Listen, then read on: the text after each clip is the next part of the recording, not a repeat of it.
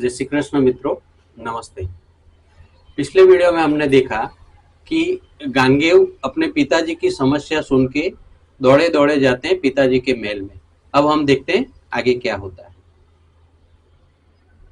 वैशंपाये any पेर बोल्या सुन जन में जय राय, विस्तारी तुझने संभळाऊ आदि प्रभु महिमाय। गांगेय આવ્યો तात ने धामे पासे बेसी વધ્યો મુખ, कहो पिताजी केम सुता छो सुप्रगट्यु मन दुख। गांगेय दौड़ के अपने पिताजी के पास आते हैं उसके महल में, तो देखते हैं कि पिताजी महल में अपने शयन कक्ष में सो रहे हैं। वो देख के वो जाते हैं, उनको पूछते हैं कि पिताजी ऐसा क्या हो गया कि आपके मन में दुख हुआ है, आप मुझे बताइए। संतनु कहे सूत साणा सु पूछे पूरण न थी, हूँ तज तुझने कष्टी कहूं पण जीभ उपरती નથી। वृद्धावस्थाમાં વૃત્તિ ફરી છે જીભ્યાય ન કહેવાય, एक कन्या में જોઈ છે વનમાં તે વરવા ઈચ્છાય। पिताजी खुद जानते हैं कि मुझे क्या प्रॉब्लम है और मैं कहाँ गलत हूं, पर अंदर से जो इच्छा हो रही है, अंदर जो मन को तृप्ति नहीं मिल रही, वो अतृप्त जीव बोलता है शांतनु कि बेटे मैं तुझे क्या कहूं, तुझे कहने के लिए तो जीभ अपना काम करने से मना कर रही है, वो उठ नहीं रही है, पर कहना तो है मुझे। मैंने वृद्धावस्था में ये सोचा है, मैंने वन में एक कन्या देखी है और मुझे उससे शादी करनी है। अयोध्या नगर ना ढीमर केरी कुंवरी छे रूपवान, अंगे उठे वास कस्तूरी तेने चोरू मम भान। तेना तातने मैं जई पूछू तेने कही पण हाय, पण तेने कह्यो गांगेय आवी करी जाय विवाय। राजा उनको बोलते हैं, शांतनु राजा अपने बेटे गांगेय को, कि मैंने वन में एक लड़की देखी है, वो लड़की से मुझे शादी करने की इच्छा हो रही है। अब शादी करने की इच्छा हो रही है तो मैंने उस लड़की को पूछा, लड़की ने बोला तात से मिलो। मैं जाके तात से मिल के आया तो तात भी तैयार है, पर तात की एक शर्त है बेटे कि शांतनु का बेटा गांगेय खुद आके विवाह तय करे तो मैं विवाह करवाने के लिए तैयार हूं। तो गांगेय कहे तात मारा पूर्ण करू इच्छाय, ढीमर पासे संचरू ने करियावो विवाह। एम कहीने अश्व बैठो गयो अयोध्या गाम, पूछतो पूछतो चाल्यो आव्यो ढीमर के रेद गाम। अब गांगेय अपने पिताजी की इच्छा पूर्ण करने के लिए पिताजी को बोलते हैं कि आप फिक्र मत करो, मैं अभी जाके उसको मिलके आपका विवाह तय करके आता हूं। वो अपना अश्व लेके निकलता है हस्तिनापुर से और अयोध्या में आता है। अयोध्या में सबको पूछते पूछते वो ढीमर के घर पहुंचता है। तो ढीमरे मान दीदू पधारो धरी प्रेम, गांगेय कहे मारा तात ने पाछा काढ़्या केम। ढीमर कहे सुनो महाराजा मुझने तमारो वेम, नीच अमोने ऊंच तमो तमने पूछावण कदऊ केम। ढीमर भी एक बुद्धिमान आदमी था। उसने गांगेय उसके घर पे जाके बोलता है कि ढीमर होके तूने मेरे पिताजी को वापस क्यों भेज दिया, तुझे अपनी लड़की की शादी करवा देनी चाहिए थी। पर ढीमर भी होशियार था, एक लड़की का बाप था। वो पहले क्या चाहेगा, अपनी लड़की के बारे में कि राजा के लड़के के बारे में। तो ढीमर बोलता है कि आप गुस्सा मत करिए, आप आइए बैठिए, मुझे आपका विचार आया। ढीमर बोलता है कि मुझे आपका विचार आया। ये वाणी की महानता है कि आप किसको क्या बात करते हो। ढीमर यहाँ राजकुमार से बात करता है और वो अपनी फिक्र नहीं बता रहा है, वो गांगेय को बता रहा है कि मुझे आपकी फिक्र है, जिससे गांगेय को ये लगे कि ढीमर ने कुछ गलत नहीं किया है। ढीमर बोलता है कि महाराज मुझे आपकी फिक्र है, हम नीच हैं, हम ढीमर हैं, मैं अपनी लड़की राजा जी से कैसे ब्याह दूं, अगर मैं ऐसा करता हूं तो मैं नीच होके ये गलत कर रहा हूं। ગાંગેવ કહે જ્ઞાતિબાર રહીશું થનાર હોય તે થાય પણ પિતાજે મારા તેની પૂરણ કર ઈચ્છાય. ડીમર કહે ઠીક મહારાજા ભલે ન જુઓ જાત પરણાવું પણ એક આંટી છે પૂછવા જેવી વાત. अब डिमर बोलता है कि ये जो आंटी है उसका मुझे कुछ जवाब दीजिए. उसके सामने गांगेव कहता है कि उसकी फिक्र तू मत कर, तू नीच जाती है और मैं राजा हूं, तो तू अपनी लड़की का ब्याह मेरे पिताजी से कर दे जिससे मेरे पिताजी को सुख मिले. भले हम क्षत्रिय समाज से बाहर हो जाए, मुझे इसकी कोई चिंता नहीं है. अब डिमर दूसरी बात बोलता है कि महाराज मैं आप बोलते हैं तो शादी करवा देता हूं, पर और एक मुसीबत है और एक तकलीफ है, आप मुझे उसका भी निवारण दीजिए. मारी दीकरीना दीकरा थाय तेमने उपाधि તેને તમે બેવ બંધુ થયા કોણ ભોગવે ગાદી. ગાંગેવ કહે પાકો પુરુષ તું જાણ્યો તારો થાય પરિતાપ હું राजगादी भोगवू तो ब्रह्म हत्यानु पाप. अब डिम्बर को वो तो सही है, अपने पिता है, अपने बच्चों की सोचेगा, अपने ज्ञाति की सोचेगा. उसने बोला कि आप हैं, मैं मेरी लड़की अगर राजा जी से ब्याहता हूं, उनसे पैदा होने वाले बच्चे आपके भाई होंगे. अब वो आपके भाई होंगे तो मुझे ये बताए कि उसमें राजगादी कौन भुगतेगा. गांगेव बोलता है कि तू ऐसी वैसी माया नहीं है डिमर, तू बहुत होशियार है, पर मैं भी तुझे वचन देता हूं, मेरे पिताजी की इच्छा है उसको पूरा करने के लिए मैं तुझे वचन देता हूं कि राजगादी मैं अगर भोगता हूं तो मुझे ब्रह्म हत्या का पाप लगेगा. डिमर कहे बीजू पूछू छू आविड़ा मारो लाग તમારે પેટે પ્રજા થાય તે માગે રાજમાં ભાગ. ગાંગેવજીને ગુસ્સો ચડ્યો દેતો હોય તો દો કન્યાય પરણ્યા વિના પ્રજા ક્યાંથી થાશે નારી સર્વ મારી જનિતાય. डिमर हर तरह से गांगेव को बांधना चाहता था. वो चाहता था कि मेरी लड़की के बच्चों को भविष्य में कोई तकलीफ ना हो, इसलिए आज उसका दिन था. क्योंकि गांगेव अपने पिताजी की इच्छा पूरी करने के लिए कुछ भी करने के लिए तैयार था. कुछ भी मतलब कुछ भी.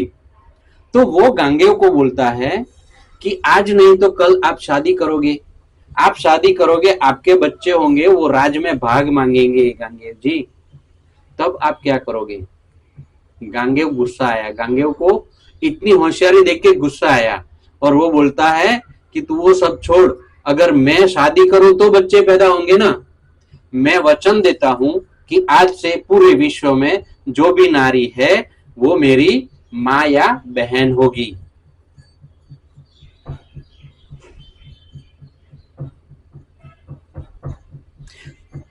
तो डिमर कहे जाओ महाराजा धन्य संत नु संतान मोकली दो तम तात ने हूँ दईश कन्यादान. એવું સાંભળી ગાંગેવ ઉઠ્યો ગયો પોતાને ઘેર जाओ पिताजी परणी आओ बीजी कहीं नहीं पैर. अब गांगेव जी यहां से निकले और सीधे गए अपने भुवन, क्योंकि डिमर ने उनको वचन दिया कि आप अब फिक्र मत करो, आप अब अपने घर जाओ और जाके अपने पिताजी को भेज दो, मैं खुशी खुशी कन्यादान दे दूंगा. शांतनु गया हस्तिनापुर और अपने पिताजी को बोला कि आप जाइए और शादी करके आइए. बाकी जो बातें हुई डिमर के साथ, उसमें से कोई भी बात उसने अपने पिताजी को नहीं बताई. तो संतनु राजी थयो લીધો પ્રધાનને સાથ અયોધ્યા નગરમાં આવ્યો એ હસ્તિનાપુરનો નાથ.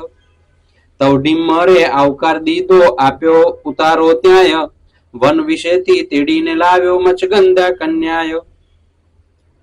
अब जब शांतनु ने आके बोल दिया कि आप जाओ और शादी करके आओ, तो शांतनु राजा खुश हो गया और खुशी खुशी अपने प्रधान को लेके आया अयोध्या नगरी में.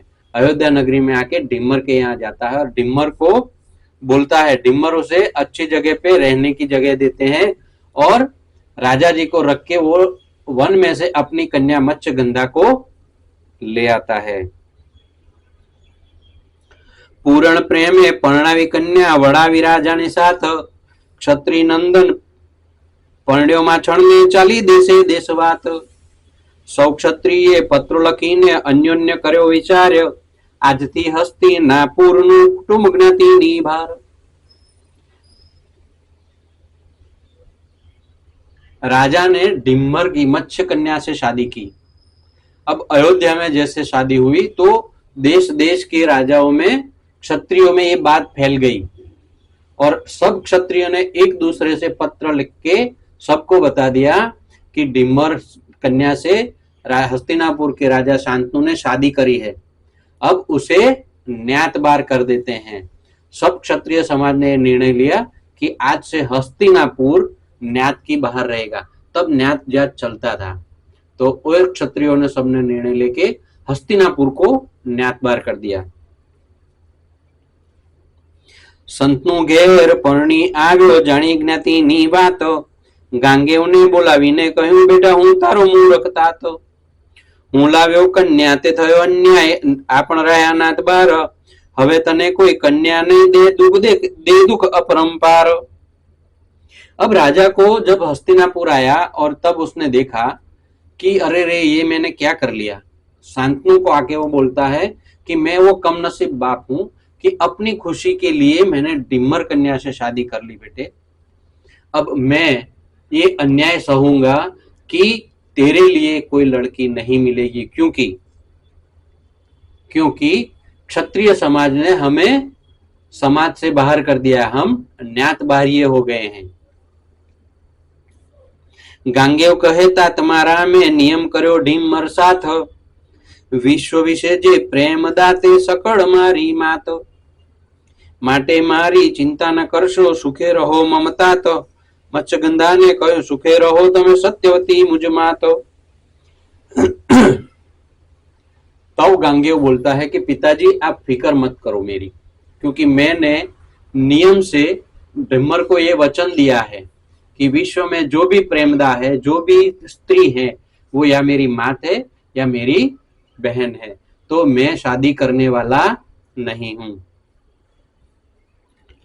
और वो अपनी माता सत्यवती मतलब मत्स्यगंधा से कहता है कि माताजी आप यहाँ शांति से रहिए और अपना लग्न जीवन का उत्साह और आनंद लीजिए।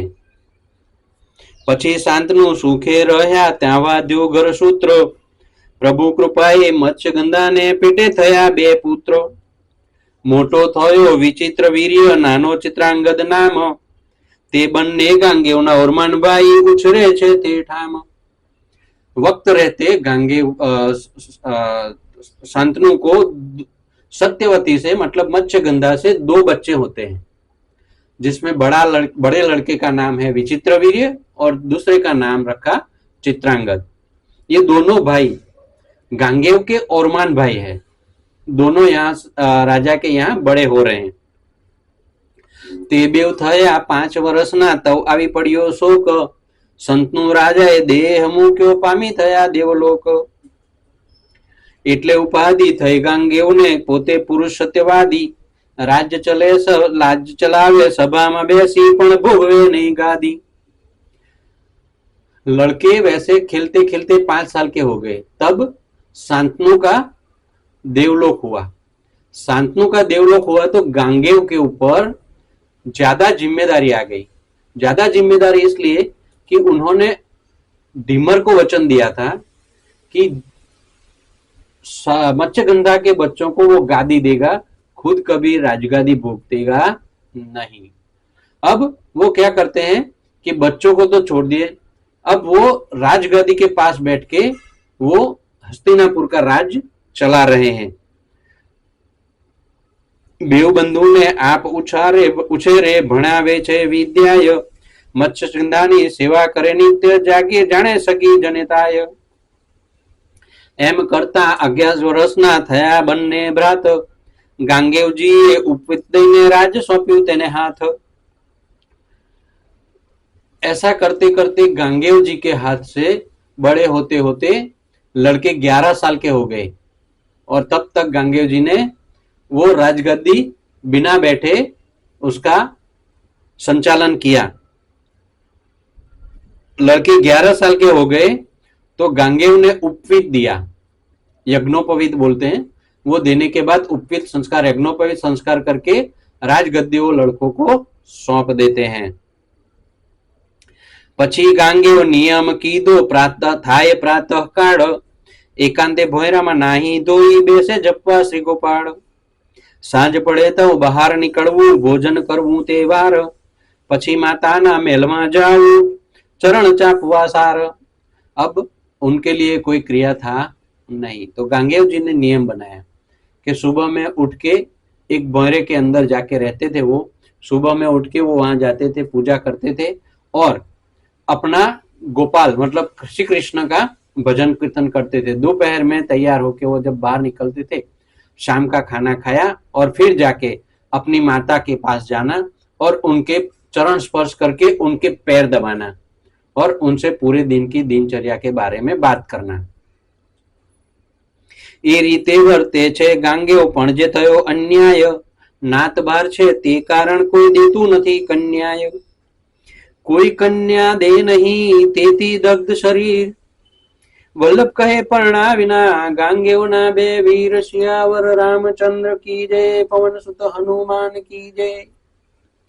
अब गांगेय के दोनों भाई जो है वो 11 साल से ज्यादा हो गए, पर उनकी शादी करने की उम्र होने के बावजूद भी कोई क्षत्रिय उन्हें कन्या नहीं देता है, क्योंकि शांतनु राजा ने मत्स्यगंधा से शादी की थी, तब से वो न्यात के बाहर रखे हुए हैं, तो उनसे कोई शादी नहीं करवाएगा।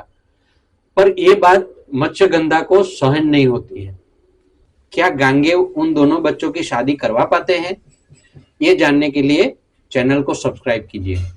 नमस्ते, जय श्री कृष्ण।